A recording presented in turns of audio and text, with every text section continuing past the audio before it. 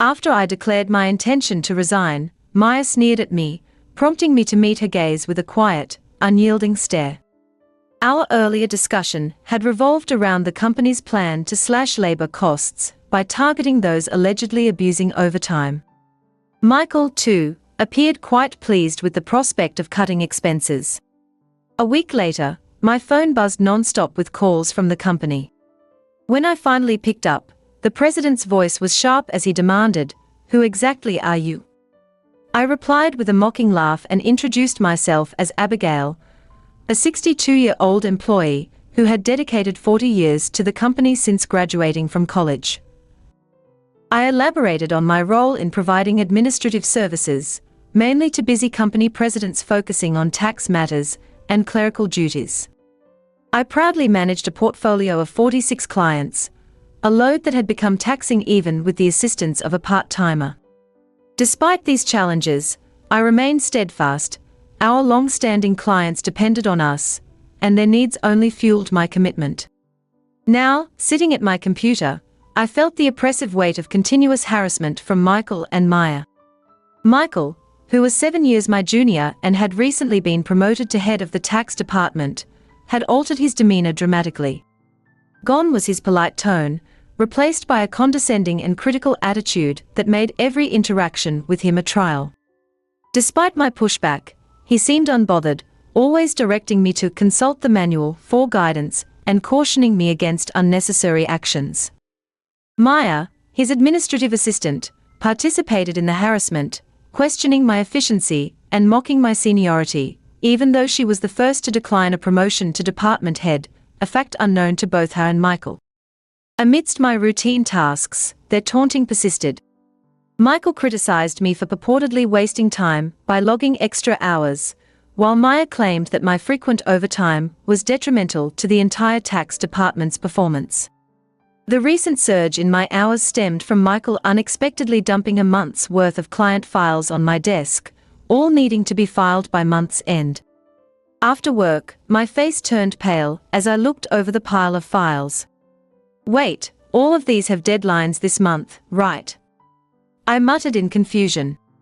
Before I could fully comprehend the magnitude of the task, Michael was already packing up his desk. Indifferent to my dismay, he casually remarked, "I'm heading out, take care," and swiftly left the office, leaving me to face the daunting workload alone. Faced with a towering stack of urgent tasks, Maya added insult to injury by laughing mockingly as I started sifting through the scattered client files on my desk. To my dismay, I discovered some of these files were originally Maya's responsibility. This realization deepened my frustration. It became clear that Michael's relentless harassment aimed to push me towards early retirement. Despite my years of dedicated service and deep knowledge of taxation, which made me a preferred resource for colleagues over Michael, his distant demeanor and lack of approachability made everyone, except Maya, avoid him. It appeared that Maya's closeness to Michael was not merely coincidental, but strategically motivated by his preference for younger female employees. The shallowness of their tactics sent chills down my spine. Maya's harassment extended beyond personal vendettas. She aimed to curry favor with Michael, who was responsible for evaluating the department's performance. Amid these challenges, I juggled filing tax declarations while also preparing statements for my assigned clients. The day's workload was far from over, but I knew that claiming overtime would only invite further harassment from Michael and Maya, leaving me resigned to the likelihood of unpaid extra hours. Unexpectedly, I received a summons to the president's office. The company had recently experienced a leadership shift due to the former president's sudden illness, and his son, the new president, was still unfamiliar with the intricacies of the company. Upon entering the office, I noticed Michael and Maya smirking in the tense atmosphere. The president then dropped a bombshell, instructing me to resign by the end of the month. My mind spun as I sought clarification. Michael and Maya had falsely accused me of overbilling for overtime, claiming that while others logged around 17 hours, I had exceeded 92 hours. The president, unaware of the full story, seemed impressed by Michael and Maya's records showing zero overtime. The reality was harsh. The inflated overtime figures were a result of handling additional tasks assigned by Michael and Maya. Yet, revealing this could portray me as unable to manage my time effectively. I firmly presented the facts, asserting that I hadn't overbilled but struggled to complete my workload within regular hours. The president sighed deeply, expressing doubt yet acknowledging the lack of evidence to pursue the matter further. Still, he insisted that they couldn't retain someone who worked at such a slow pace. Resigned to the situation, he suggested my resignation, his mind seemingly made up.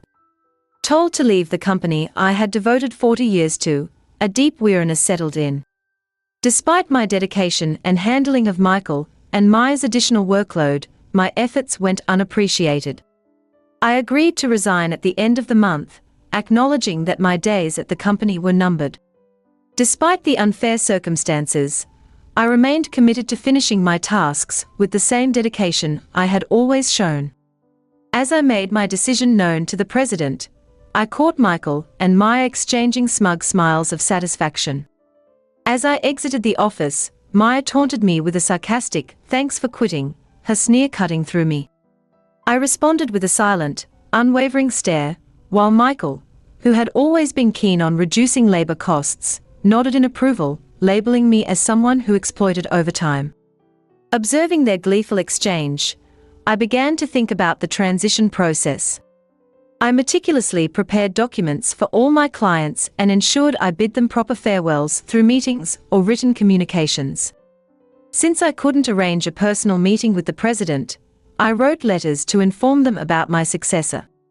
A week after my resignation, while I was enjoying a quiet moment at home, my phone started ringing. The caller ID showed it was the company.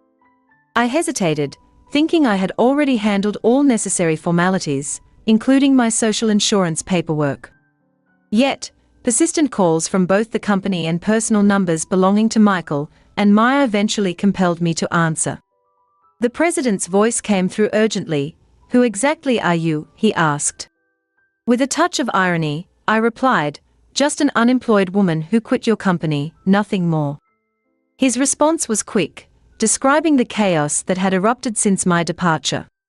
He revealed he had received 57 calls requesting to halt transactions with the company and pleaded desperately for my return.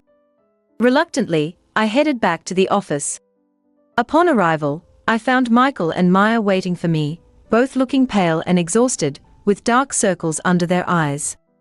Michael, clearly stressed, explained, "Since you left, we've been overwhelmed with calls to stop transactions, not just from your clients, but also from prospective companies we were planning to work with." "What did you do?" Maya echoed his suspicions, clearly disappointed by the thought that I might have resorted to unethical tactics. Their worn-out expressions reflected the difficulty they faced managing all the cancellations. While I hadn't manipulated any clients, I had a hunch about why the transactions had been halted. I shared my thoughts, but Michael accused me of orchestrating the situation and demanded that we go to the president's office immediately. He practically dragged me along. Inside the president's office, with Michael and Maya by my side, the president met me with a direct, intense stare. With a firm tone, Michael took the lead, turning to the president to continue our discussion about the unfolding situation. I entered the president's office with Michael leading the way and Maya closely following, both exuding a misguided sense of authority. Despite their earlier accusatory tones, the president's question focused on the abrupt halt in transactions following my departure. I took a deep breath and explained that while other tax accounting firms offered cheaper services, our clients remained loyal primarily because of the personalized attention I provided.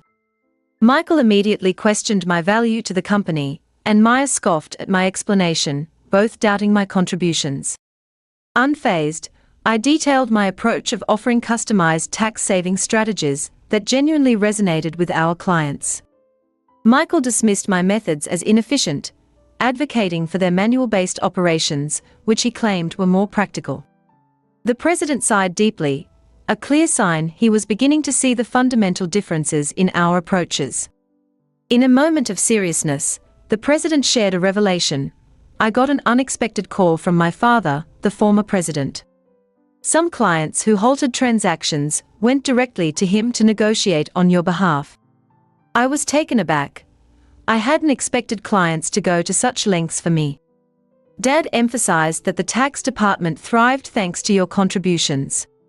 You not only managed your clients effectively, but also enriched your colleagues with knowledge even Michael couldn't match. If you hadn't turned down the promotion, you'd be higher than a department head by now. The current president looked at me with regret, while Maya stood there stunned, likely processing the notion that I could have been her superior. The president then apologized for pressuring me to resign and asked if I would consider retracting my resignation, adding, "According to my father, you are indispensable." While I appreciated the president's change of heart, I hesitated.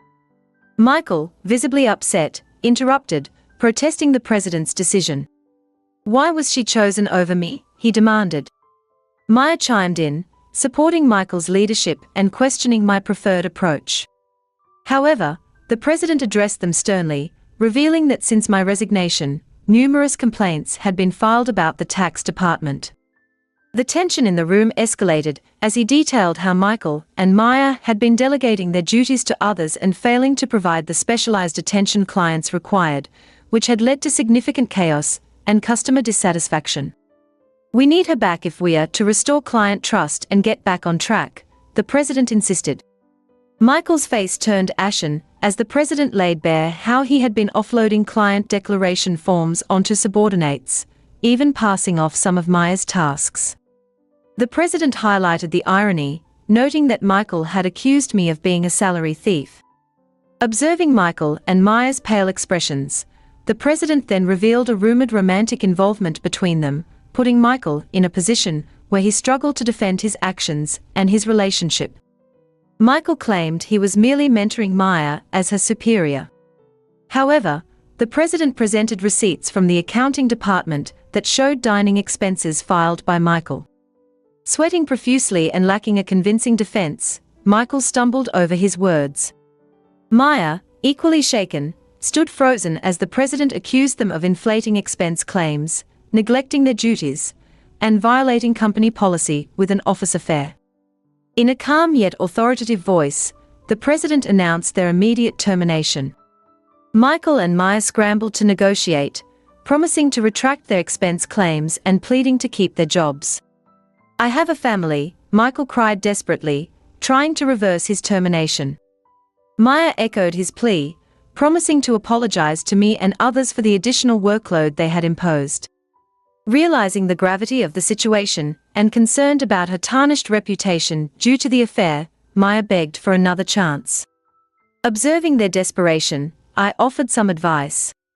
"Why not stop resisting? This isn't dignified," I suggested. Michael glared at me and snapped, "Shut up. What would a single person like you understand?" I sighed and reminded him, "Michael, you are the one who got me fired. This is karma. What goes around comes around. Why not take some responsibility?" Frustrated, Michael looked away while Maya bit her lip in distress. Knowing more about their misconduct, I turned to the president with a smile and asked if I should share those details. Michael and Maya frantically tried to silence me, fearing further exposure. I calmly issued an ultimatum, warning them to step aside gracefully or risk a fuller revelation of their actions.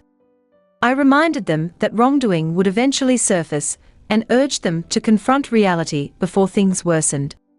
At my words, both Michael and Maya collapsed to their knees, and the president terminated them on the spot. Later, I revealed more of their misdeeds, including Michael faking business trips to spend time with Maya and their insidious tactics of harassing employees they disliked into quitting. Despite my efforts to support these employees, Michael and Maya's relentless strategies involved assigning sudden high-pressure tasks with tight deadlines, driving many to resign. Initially, those employees had asked me to stay quiet, but now that they were happily employed elsewhere, I knew it was time to speak up. The president was furious at my revelations and considered withholding Michael and Maya's final salaries. He intended to thoroughly investigate the inflated expense claims. Michael, with tears in his eyes, begged the president not to cut his salary, fearing its impact on his family. As the truth unraveled, Michael's affair with Maya became public, leading to Michael's divorce and the one facing compensation claims as part of the lawsuit, marking the consequential aftermath of their actions. I learned of the situation when Michael reached out to me, seeking understanding. Michael and Maya found themselves in dire straits after their termination, struggling to secure new positions within the tax industry. The tight-knit community quickly spread word of their misconduct, making potential employers wary of hiring them. Faced with the need to cover divorce compensation and everyday living expenses, they resorted to laboring on construction sites, a dramatic shift from their previous corporate roles. Maya often called me in tears, pleading for help. "Abigail, please help. I only wanted a better life and never really liked Michael," she sobbed. Despite her distress, I couldn't overlook that their predicament was self-inflicted. Their actions had affected many, myself included, and I had to remind Maya firmly that she was facing the natural consequences of her choices. "You can't unring a bell," I told her. "Facing these hardships is the result of your actions." Despite Maya's protests and palpable despair, the reality of her situation remained unchanged. As for myself, I chose to distance myself from the corporate turmoil. Even though the president implored me to return, I declined. Once pushed to resign, I harbored no desire to go back. Instead, I found solace and a new purpose helping out at a friend's tax office, supplementing my income while enjoying a more relaxed lifestyle. This experience sparked the idea of starting my own practice. In my own space, I could dedicate myself fully to clients' needs, providing personalized service without the constraints of corporate bureaucracy and without any sense of superiority. This marked the beginning of a new chapter in my life, one filled with excitement and opportunities to pursue what truly mattered. My second life had just begun, and I eagerly looked forward to the journey ahead, optimistic about the fresh opportunities to make a meaningful impact in a way that aligned with my values and aspirations.